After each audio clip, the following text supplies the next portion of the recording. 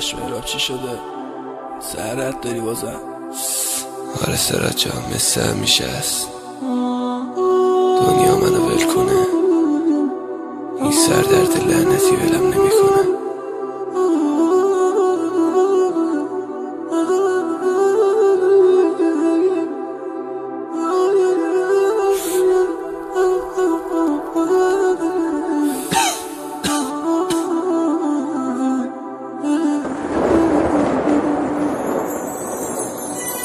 امشب یه جوری قسم دادم خاکو که زد جامو تا خود خدا برسونه.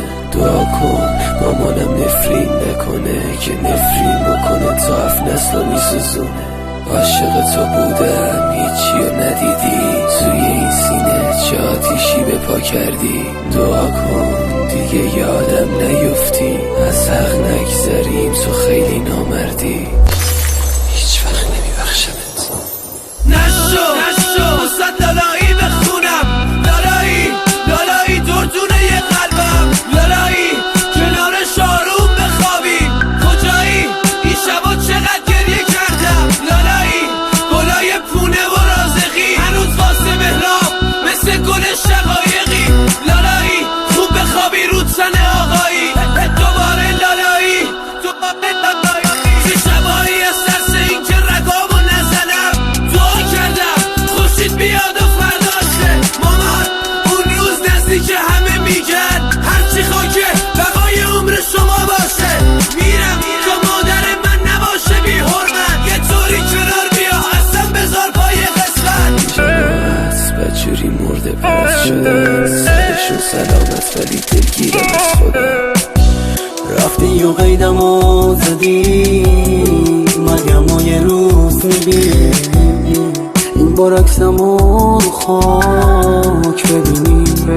خدا وکیل بعد تو جاتو تو این خونه گرفتی کارو بود. اصلا من بد عالم ولی این حقم نبود.